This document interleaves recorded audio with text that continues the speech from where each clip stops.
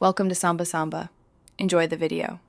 You start by creating a 1920x1080 60 FPS project because gaming footage looks crisp at those settings.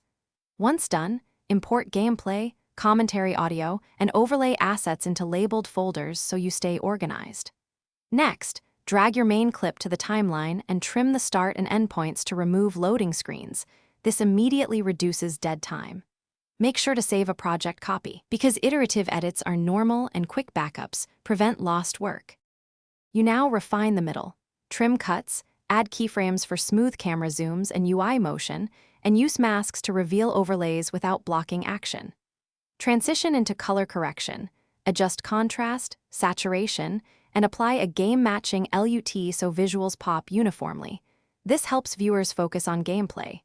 Then add speed ramps for highlight moments and clean transitions between scenes. Make sure to preview at 60 FPS while working so motion and timing feel natural.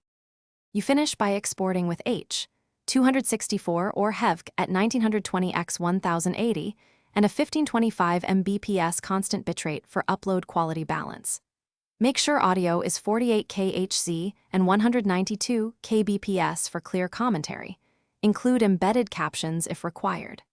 Once exported, preview the file end-to-end to confirm sync and effect rendering. If playback stutters or artifacts appear, transcode the source clips to an edit-friendly codec or low.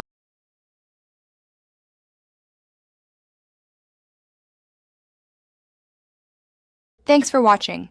Consider subscribing if we helped you.